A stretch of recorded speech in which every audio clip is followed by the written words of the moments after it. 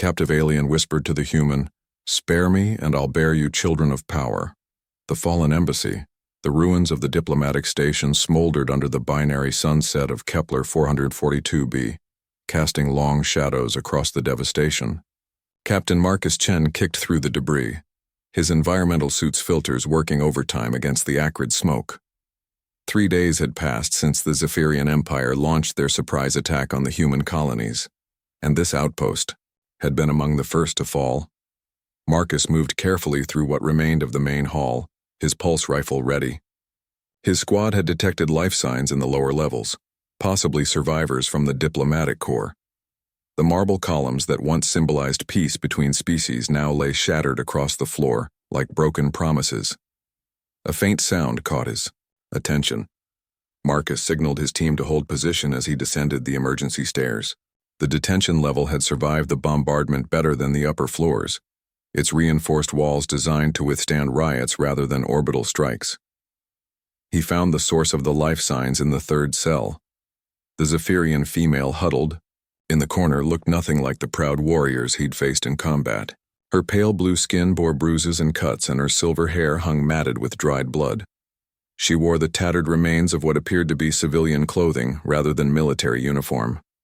When she looked up at him, her opalescent eyes widened, with a mixture of fear and desperate hope. "Please," she whispered in accented but clear English. "I am not your enemy. My name is Lyra. I was a translator for the peace delegation." Marcus kept his weapon trained on her but didn't fire. Something about her demeanor suggested she was telling the truth. "The peace talks failed. Your people attacked us." "Not my people," Lyra said urgently, struggling to stand. "The purists. They staged a coup. They killed our diplomats who supported peace, branded us traitors." She gestured to her injuries. "They did this before your bombardment even started." Marcus studied her carefully. Intelligence had reported civil unrest within the Zephyrian Empire, but command had dismissed it as propaganda. "Why should I believe you?" Lyra moved closer to the cell bars, her movements slow and non-threatening. "Because I have information that could save both our species. The purists have activated something called the Genesis engine. It's not just a weapon, it's designed to rewrite the genetic code of entire planets. They plan to use it on every human world." The implications sent a chill down Marcus's spine. Genocide on a scale beyond comprehension. "Even if that's true, why would you help us?" "Because the moderate faction still exists, hiding in the outer colonies. And because," she hesitated, then continued with visible effort, "because Zephyrians and humans share more than you know. Our species are genetically compatible. We can create offspring together. The purists fear this above all else. They call it contamination. But others see it as evolution, as hope for both our peoples." Marcus lowered his weapon slightly. The revelation was staggering if true. "You're saying we can create children together, yes. Stronger, more adaptable than either parent species. The purists would rather see humanity extinct than allow such mixing." Lyra gripped the bars. "Free me, and I'll help you reach the moderate forces. Together we might stop the Genesis engine." Before Marcus could respond, his communicator crackled. "Captain, we've got incoming. Zephyrian patrol craft 3 minutes out." Marcus made a decision that would change everything. He shot the lock mechanism and the cell door swung open. Lyra stepped out cautiously, as if expecting a trap. "Can you fight?" he asked. "I was trained in basic defense," she replied. "But I'm better with words than weapons." "Then stay close and keep your head down." Marcus handed her a spare sidearm from his belt. "My team won't trust you immediately. Don't give them a reason to shoot you." They rushed up the stairs where Marcus's squad waited. Lieutenant Sarah Kim's eyes narrowed at the sight of the Zephyrian. "Sir, what are you doing?" "She has intel on a doomsday weapon," Marcus said tersely. "We're taking her with us." "Captain, that's an order, Lieutenant." The roar of approaching engines cut off further debate. "Move out defensive positions. We hold them here until extraction arrives." The squad spread out among the ruins as the Zephyrian patrol craft descended. Marcus and Lyra took cover behind a fallen column. She was trembling, whether from fear or her injuries he couldn't tell. "Those are purist forces," she whispered, recognizing the craft's markings. "They won't take prisoners." The first wave of Zephyrian soldiers deployed from the craft, their crystalline armor glinting in the fading light. Marcus counted at least 20, with more likely coming. His squad had 8 soldiers, plus their unexpected ally. "Contact in 30 seconds," Kim reported over comms. Marcus glanced at Lyra. "You said you're better with words. Can you convince them to stand down?" "They'll kill me the moment they hear my voice. I'm marked for execution as a traitor." She gripped the sidearm, with determination. "But I won't die without fighting for peace." The first shots shattered the tense silence. Energy bolts seared through the air as both sides engaged. Marcus's training kicked in, his rifle finding targets with practiced precision. Beside him, Lyra fired with less skill but equal determination, each shot a declaration that she'd chosen her side. The battle raged for several minutes before Marcus heard the welcome sound of human dropships approaching. The extraction team had arrived with heavy support. The Zephyrian forces began to retreat, but not before their commander's voice boomed across the battlefield through amplifiers. "Lyra Thane, you disgrace your bloodline by standing with the parasites. Your execution will be broadcast to every world as a warning to other traitors." Lyra stood despite Marcus trying to pull her back down. "I stand with those who choose life over extinction, Varrock. History will remember you as the fanatics who nearly destroyed 2 civilizations." The Zephyrian commander didn't respond, his craft lifting off as the human dropships laid down suppressing fire. Within moments, the squad was aboard and ascending toward the fleet in orbit. In the relative safety of the dropship, Marcus finally had time to properly assess their new ally. Despite her injuries, Lyra held herself with dignity. The other soldiers kept their distance, suspicious and hostile, but she didn't cower. "The Genesis engine," Marcus said quietly. "Where is it?" "The purists moved it to Thessera Prime, their stronghold in the core worlds. It's heavily defended, but—" She paused, meeting his eyes. "I know the security protocols. I helped design them when I still believed the purists wanted peace." Kim overheard and scoffed. "Convenient. The enemy prisoner just happens to know exactly what we need." "Lieutenant," Marcus warned, but Lyra spoke up. "Your suspicion is warranted. In your position, I would feel the same. But consider this. If I wanted you dead, why would I reveal the Genesis engine's existence? Why not let you discover it when it's too late?" The dropship shuddered as it passed through the upper atmosphere.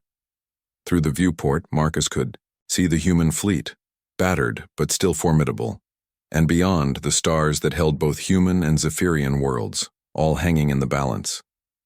"We'll need to convince both our commands," Marcus said. "They won't easily accept an alliance." "Then, we'll have to give them something they can't ignore," Lyra replied. She hesitated, then added, "There's something else. The compatibility between our species. It's not accidental. We found ancient records suggesting both humans and Zephyrians were seeded by the same precursor race millennia ago. We're not enemies. We're distant cousins, separated by time and space." The revelation hung heavy in the recycled air of the dropship. If true, it changed everything. The war, the future, the very understanding of their place in the universe. Unlikely alliances, the human fleet's command ship, UES Resilience, bristled with weapons and suspicion in equal measure. Admiral Rebecca Torres stood rigid in the briefing room, her steel-gray eyes fixed on the unusual pair before her. Marcus stood at attention while Lyra remained seated, her injuries still evident despite medical treatment. "You're asking me to trust enemy intelligence," Torres said flatly, "from a prisoner who claims convenient knowledge of a doomsday weapon." "With respect, Admiral," Marcus began, "the Zephyrian fleet movements support her claims. They're consolidating around Thessera Prime, not pressing their advantage on our colonies." Torres turned to Lyra. "And you expect us to believe you'll betray your own people?" "I expect you to believe I want both our species to survive," Lyra replied calmly. "The purists represent perhaps 30% of our population, but they control the military through fear and propaganda. Many Zephyrians would welcome peace if they knew the truth." What truth? Torres demanded. Lyra stood despite her obvious pain. That humans aren't the invaders our government claims. That this entire war was orchestrated by extremists who fear genetic diversity more than death itself. She paused, then added, and that our species have already begun to merge. The Admiral's expression sharpened. Explain. 3 years ago, before the war, there were several human Zephyrian colonies on the frontier worlds. Places where our peoples traded, lived, even loved together. The purists destroyed them all, but not before. Lyra touched a datapad projecting an image. Not before children were born. The hologram showed a small child with features of both species. Human facial structure with Zephyrian coloring, 5 fingers instead of the Zephyrian 4. Eyes that held hints of both violet and brown. The child was laughing, playing with toys, utterly unaware of the significance of their existence. Impossible, Torres breathed. 17 confirmed births before the colonies were destroyed, Lyra continued. The purists hunted them down, but 3 survived. They're hidden with the moderate faction. Living proof that our species are meant to unite, not destroy each other. Marcus watched the Admiral process this information. The implications were staggering, not just for the war, but for the future of both civilizations. Even if I believed you, Torres said slowly, the Genesis engine remains a threat. You claim to know its location and defenses. What do you want in return for this information? Safe passage to contact the moderate faction. They're ready to move against the purists, but they need proof that humanity will accept peace.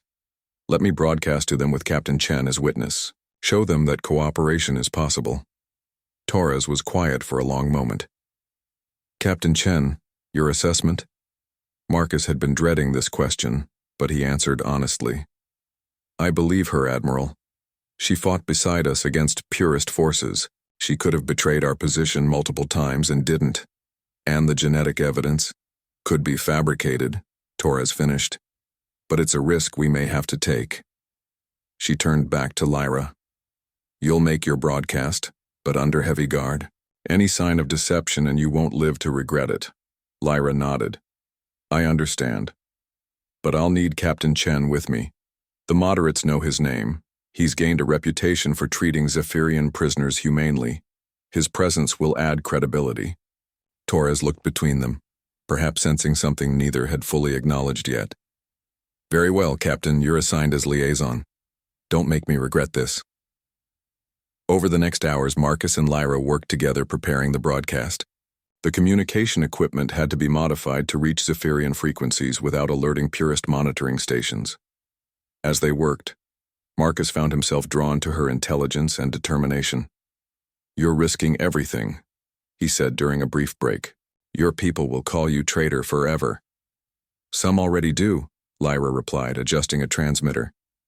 But history is written by survivors. If we fail, there won't be anyone left to judge me. She paused, then added softly. When I first translated human literature for our government, I was struck by your species' capacity for hope against overwhelming odds. It seemed naive then. Now I understand it's your greatest strength. We're stubborn, Marcus agreed with a slight smile. Sometimes to a fault. Perhaps that's what our species needs. Zephyrian logic tempered with human determination. She met his eyes. The children from the frontier colonies showed remarkable abilities. Enhanced cognitive function, improved physical resilience, even limited telepathic connections with their parents. Evolution accelerated. You speak as if you knew them personally. Lyra's expression grew distant. One was my sister's daughter, born from love, not politics or breeding programs. She was beautiful, brilliant, and the purists murdered her for the crime of existing. Her voice hardened. That's when I decided. The government I served had become the enemy of life itself. Marcus reached out instinctively, his hand covering hers. The touch sent an unexpected warmth through both of them, a connection that transcended species. Lyra looked at their joined hands with wonder. The compatibility isn't just genetic, she whispered. There's something deeper, as if our species were always meant to find each other. Before Marcus could respond, alarms began blaring throughout the ship. Lieutenant Kim's voice crackled over comms. Captain, we've got incoming. Massive Zephyrian fleet dropping out of hyperspace. Marcus and Lyra rushed to the bridge where chaos reigned. The view screen showed dozens of Zephyrian warships emerging from hyperspace, but something was off about their formation. They're not attacking, Torres observed, suspicion evident. All weapons powered down. A communication request appeared on screen. Lyra gasped. That's Ambassador Thane's diplomatic code. He's my father. He leads the moderate faction. Torres nodded to the communication officer. The screen filled with the image of an elderly Zephyrian, his bearing regal despite obvious exhaustion. Admiral Torres, he began in accented English. I am Galen Thane. I come seeking alliance against the purists who have stolen our government. My daughter, his eyes found Lyra, promised you would listen. Father, Lyra breathed, tears flowing freely. My child, your broadcast reached us, though the purists tried to jam it. You've shown courage worthy of our ancestors. He turned back to Torres. Admiral, I bring 30 ships and intelligence on the Genesis engine. But more importantly, I bring truth. May we speak as civilization should, with words, not weapons. Torres studied the screen for a long moment. Ambassador Thane, you may send a delegation, but your fleet maintains current distance. Acceptable. And Admiral, my daughter spoke truth about the children. I bring proof. Survivors from the frontier colonies. They await in medical stasis, but they live. The future of both our species lives. The transmission ended, leaving the bridge in stunned silence. Marcus felt Lyra trembling beside him and steadied her with a hand on her shoulder. You did it, he said quietly. You brought them together. We did it, she corrected, looking up at him with those remarkable eyes. But the hardest part remains. The purists won't accept this. They'll accelerate the Genesis engine's deployment. Torres overheard and nodded grimly. Then we'd better be ready. Captain Chen, prepare a joint tactical team. If we're doing this, we're doing it right. Human and Zephyrian forces training together. As the bridge erupted into activity, Marcus and Lyra stood together, watching the two fleets maintain their cautious distance. It was a beginning, fragile and fraught with danger, but a beginning nonetheless. Your father seems formidable, Marcus observed. He is, but he's also a romantic at heart. He loved my mother despite their different castes, fought tradition to marry her. Lyra smiled slightly. I think he'll like you. Like me? Why would? Marcus began, then stopped as understanding dawned. Lyra's smile widened. We have a war to stop first, but after. She left the sentence hanging, full of possibility. The hidden truth. The Joint Operations Center aboard the Resilience hummed with controlled chaos. Humans and Zephyrians worked side by side, their initial distrust slowly giving way to professional respect. Marcus watched Lyra coordinate between the two groups, her linguistic skills invaluable in preventing misunderstandings that could prove fatal. 3 days had passed since the moderate fleet's arrival. 3 days of intensive planning, while long-range sensors showed the Genesis engine charging on Thesera Prime. They had perhaps 48 hours before it reached full power. Ambassador, Thane stood before the assembled leadership, his bearing commanding despite his age. The Genesis engine isn't just a weapon, he explained, manipulating the holographic display. It's a terraforming device corrupted for genocide. The purists modified ancient predecessor technology found in the Thesera ruins. Predecessor? Admiral Torres questioned. The race that seeded both our species, Thane replied. We've found evidence across multiple systems. They guided our evolution, then vanished. The Genesis engine was their tool for creating habitable worlds. The purists perverted it to destroy based on genetic markers. Marcus studied the schematics. The engine was massive, built into a mountain complex with multiple redundancies. A frontal assault would be suicide. Agreed, said Commander Valek, the Zephyrian military leader. But there's another way. The engine requires a specific harmonic frequency to function, a fail-safe the predecessors built in. If we can alter that frequency, the engine tears itself apart, Lyra finished. But someone would need to reach the core control chamber. The purists will have it heavily defended. A small team might slip through, Marcus suggested. Joint forces, using both human unpredictability and Zephyrian technical knowledge. Thane nodded approvingly. My daughter speaks highly of your tactical abilities, Captain. I propose you lead this mission. With Lyra as technical specialist, Marcus added without hesitation. She knows their security better than anyone. Some officers on both sides objected, but Torres and Thane overruled them. As the meeting dispersed to prepare for the assault, Lyra pulled Marcus aside. There's something else, she said quietly. Something I haven't told anyone, not even my father. She led him to a secured medical bay where 3 stasis pods hummed quietly. Through the transparent covers, Marcus could see small forms, children each showing the blend of human and Zephyrian features. The survivors from the frontier colonies, Marcus breathed. More than survivors, Lyra corrected. Look at their neural scans. The displays showed brain activity unlike anything Marcus had seen. Neural pathways that seemed to bridge normally disconnected regions, synaptic responses that defied conventional understanding. They're evolving, Lyra explained. Not just physically, but mentally. These children can process information in ways neither of our species can alone. They dream in mathematical equations and emotional frequencies simultaneously. She touched one pod gently. This one, Arya, she spoke her first words at 3 months. By 6 months, she was solving complex problems that stump our best scientists. Why haven't you reported this? Because both our governments would want to weaponize them, turn them into soldiers or experiments. Lyra's expression hardened. They're children, not tools. They represent what we could become together, not what we can use against each other. Marcus studied the sleeping children, understanding the weight of the secret Lyra had shared. After we stop the Genesis engine, we find them a safe place to grow, away from politics and war. She looked up at him. Will you help me protect them? With my life, Marcus replied without hesitation. A soft alarm chimed, and one of the pods began its wake cycle. The child inside, Arya, opened eyes that shifted between human hazel and Zephyrian violet. She looked at Marcus and Lyra, then smiled with recognition despite never having seen them before. Hello, she said in perfect, unaccented English, then repeated the greeting in Zephyrian.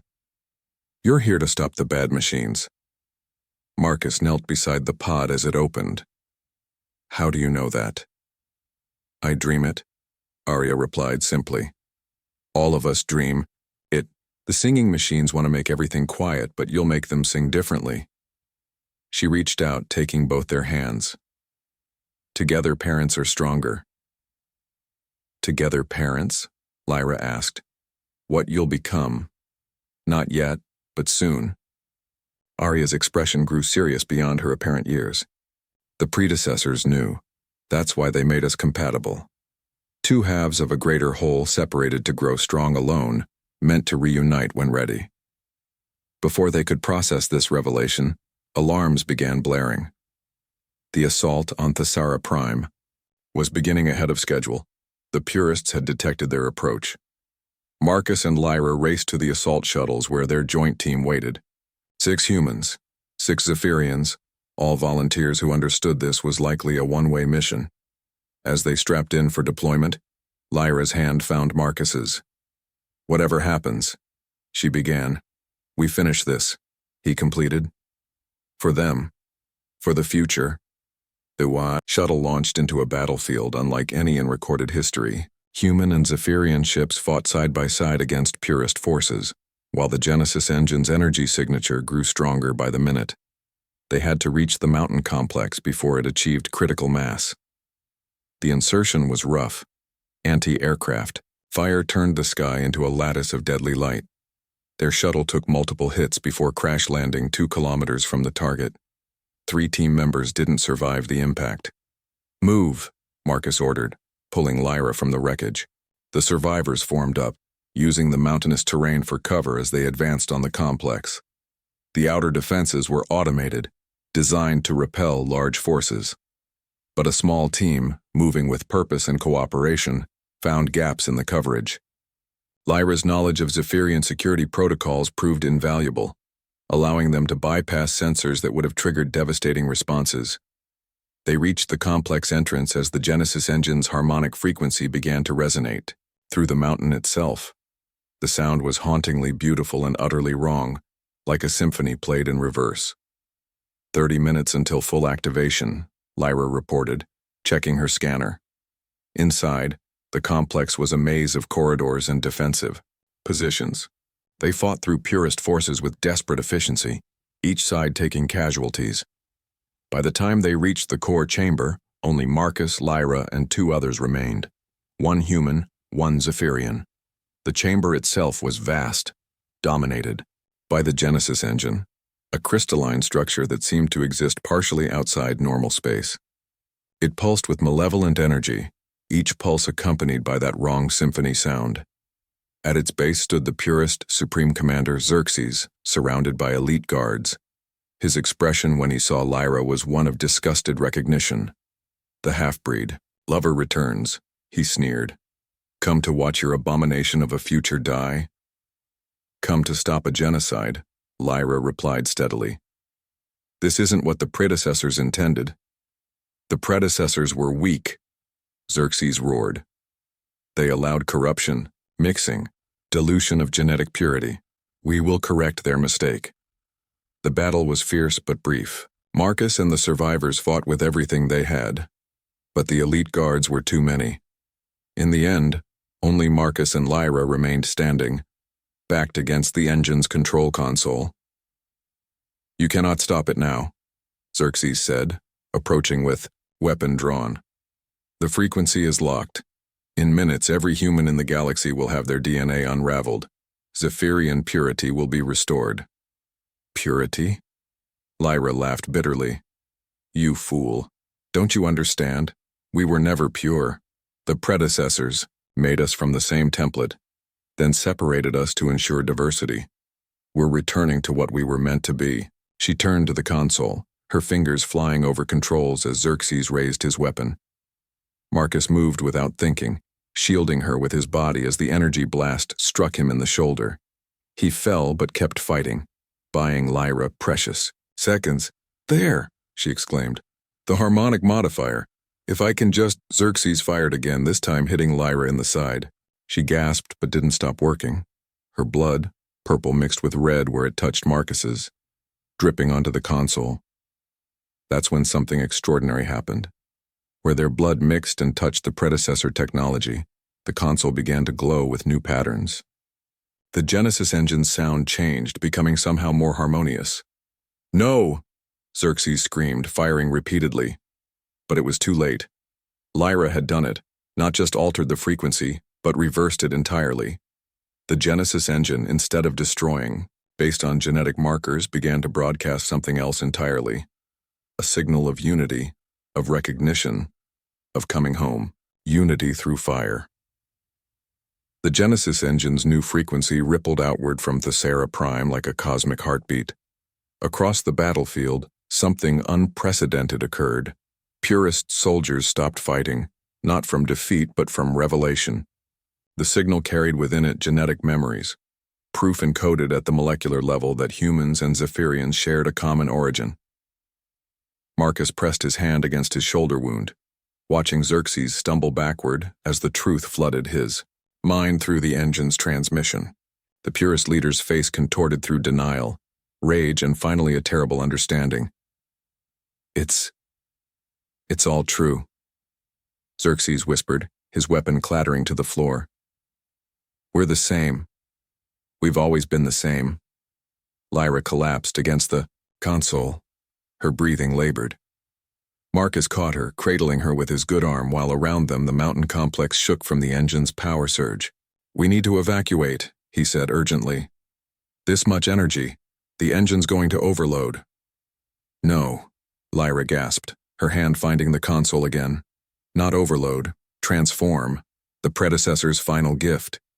She input a sequence with trembling fingers. The engine's crystalline structure began to shift, its wrongness becoming rightness, its destruction becoming creation. The energy that would have unraveled human DNA now carried a different message, an invitation to voluntary evolution. Any human or Zephyrian who chooses, Lyra explained weakly, can accept the gift. Not forced change, but offered transformation. Becoming what the predecessors envisioned, a united species stronger together. Across the galaxy, the choice was being presented through the engine's quantum transmission, not a weapon, but a bridge. Not genocide, but genesis. The complex's shaking intensified. Support structures began failing as the engine's transformation consumed the mountain's energy reserves.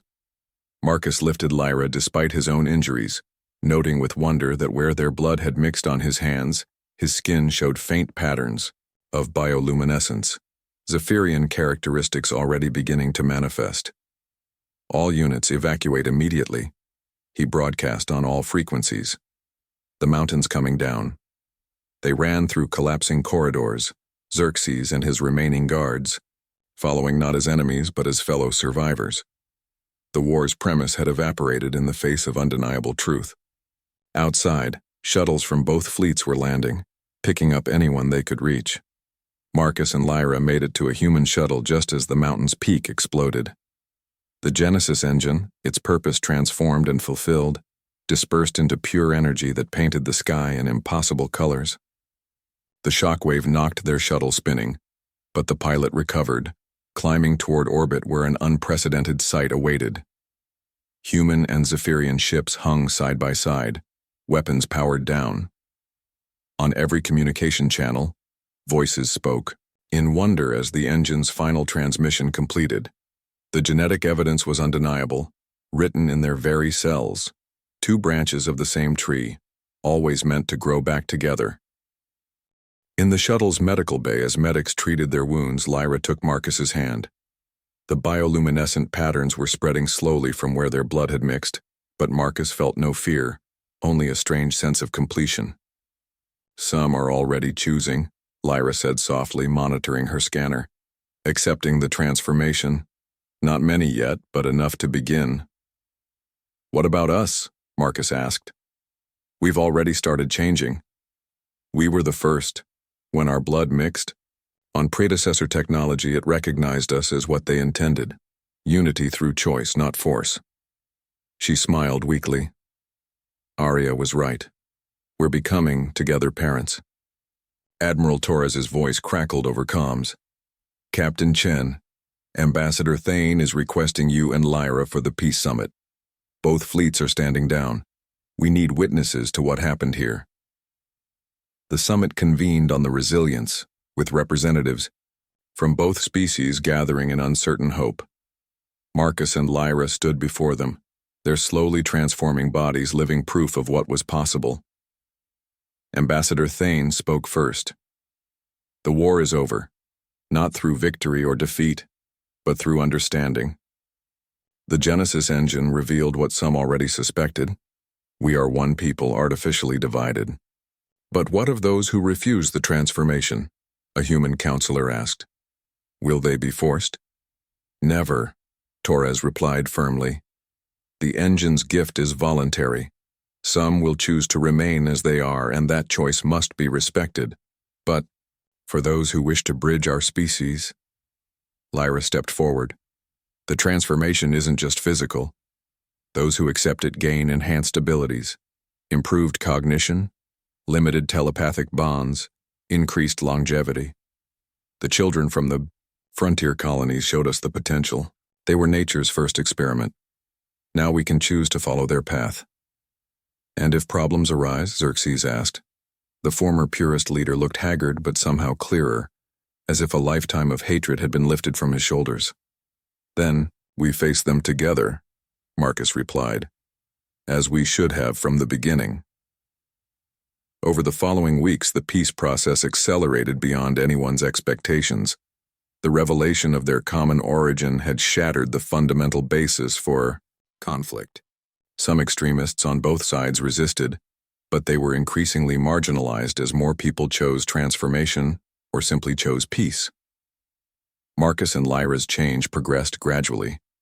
Marcus developed the ability to see in Zephyrian spectral ranges while Lyra gained human endurance and adaptability. But more remarkably, they could sense each other's thoughts and emotions. Not full telepathy, but an awareness that deepened their connection. They stood together in the medical bay, where the three hybrid children were now fully awake and engaging, with wonder at the changing world. Arya looked up at them with those color-shifting eyes and smiled. "The singing is better now," she said simply. "Everyone's learning the same song." "What do you mean?" Lyra asked, kneeling beside her. "Before, humans sang one way, Zephyrians another. Noise and conflict. Now, harmony beginning. You two are the first verse of a new song." 6 months later, the first joint colony was established on Haven, a world between human and Zephyrian space. It attracted those who had chosen transformation, those in mixed relationships, and those who simply wanted to be part of something new. Marcus and Lyra stood before their assembled friends and colleagues, human, Zephyrian, and increasingly, something in between. Admiral Torres officiated, with Ambassador Thane standing as witness as they formalized their union in both human and Zephyrian traditions. "You realize," Torres said quietly before the ceremony, "you're not just getting married. You're becoming symbols of our united future." "We know," Marcus replied, adjusting his dress uniform that now accommodated the bioluminescent patterns across his skin. "But symbols or not, this is our choice. Our love." The ceremony was broadcast across both civilizations, showing the universe that peace wasn't just possible but already flowering, as Marcus and Lyra exchanged vows promising to stand together through transformation and whatever came after. The gathered crowd, former enemies now friends, erupted in celebration. That night, as Haven's twin moons rose over the new colony, Marcus and Lyra walked among the construction sites where humans and Zephyrians worked side by side. Children played in the streets, some fully human, some fully Zephyrian, and increasingly, blessed hybrids who represented the future. "Do you regret it?" Lyra asked. "Everything we've given up, everything we've become?" Marcus pulled her close, feeling their connected thoughts harmonize. "I regret nothing. We stopped a genocide, ended a war, and opened a door to something unprecedented." "And us?" she asked, her hand resting on her abdomen where new life grew. Life that would be neither human nor Zephyrian, but something wonderfully both. "Us?" Marcus smiled, kissing her beneath the alien stars that no longer seemed foreign. "We're just beginning." In the distance, the Genesis engine's last gift shimmered in the night sky. Aurora-like patterns that appeared on every world it had touched, a reminder that from near extinction had come evolution, from war had come unity, and from two species' darkest hour had emerged their brightest hope.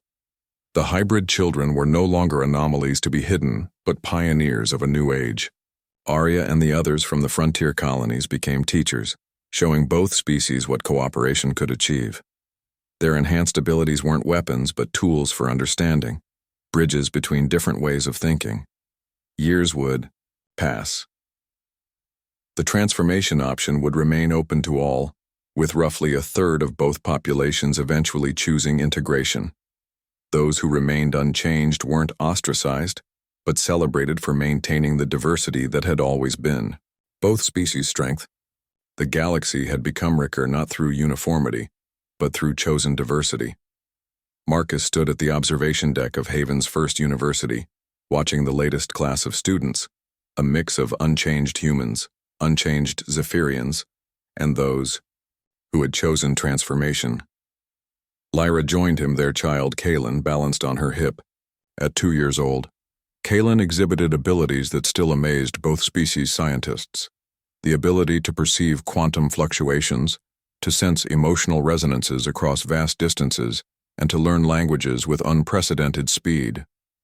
Purist faction on Xerxes' homeworld finally agreed to the peace accords, Lyra informed him, reading from her datapad. He's become quite the advocate for unity. Marcus nodded.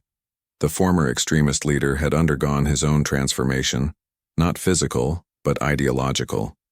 He now led reconciliation efforts, helping other former purists understand that purity had always been an illusion. "Any word from the deep space explorers?" Marcus asked. "They've found 3 more predecessor sites. Each one confirms the same story. We were meant to reunite when we were ready." Lyra shifted Kalen, who was reaching toward a group of playing children with obvious delight. "The question is, were we ready, or did near extinction force our hand?" "Does it matter?" Marcus asked. "We're here now. We survived. We're thriving." A communication alert drew their attention. Ambassador Thane's image appeared on the screen, but now he looked different. He had chosen partial transformation, keeping his Zephyrian features while gaining human neurological enhancements. "Marcus, Lyra," he greeted them warmly. "The Coalition? Council has approved the next phase. We're going to activate the dormant predecessor gate near the Thessera system. If our translations are correct, it leads to other seeded worlds. We might not be alone." The implications were staggering. Other species, perhaps facing their own conflicts, might benefit from learning about humanity and Zephyria's journey from war to unity. "Who will go?" Lyra asked. "Volunteers from both species, transformed and unchanged. A true representation of what we've become." Thane smiled. "The Council wants you both to consider joining the expedition. As the first bonded pair, your presence would be significant." Marcus and Lyra exchanged glances, their shared thoughts needing no words. Kalen babbled happily, reaching toward the stars visible through the observation deck's transparent ceiling. "We'll need time to consider," Marcus said. "But the possibility of preventing other wars, of sharing what we've learned—" "Take all the time you need," Thane replied. "The gate won't be ready for several months, but know that whatever you decide, you've already changed the galaxy. The generation being born now will never know the hatred we once carried. That's your true legacy." As the communication ended, Marcus and Lyra stood together, watching the sun set over Haven's growing cityscape. Buildings designed by human and Zephyrian architects created a skyline that was both alien and familiar. In the parks below, children played games that combined traditions from both cultures. "Our parents fought wars," Lyra said softly. "Our children will explore stars." "And us?" Marcus asked, pulling his family close. "What will we do?" "Whatever we choose," Lyra replied. "Together." The Genesis engine's legacy lived on, not in the technology itself, but in the choice it had offered, the choice to remain separate or become something more. Not everyone had chosen transformation, and that was celebrated as much as those who had. The galaxy had learned that diversity and unity weren't opposites but complementary forces. As night fell over Haven, bioluminescent plants, a gift from Zephyrian biotechnology adapted by human ingenuity, began to glow, creating pathways of light throughout the city. It was a small thing, but symbolic of the greater whole. 2 civilizations, learning to create beauty together. In homes across the planet, families settled for the evening, some fully human, some fully Zephyrian, and increasingly, gloriously mixed. The war that had nearly ended everything had instead begun something unprecedented, a future written not in the fear of the other, but in the embrace of shared destiny. Marcus looked down at Kalen, who had finally settled into sleep, tiny fingers wrapped around both parents' hands.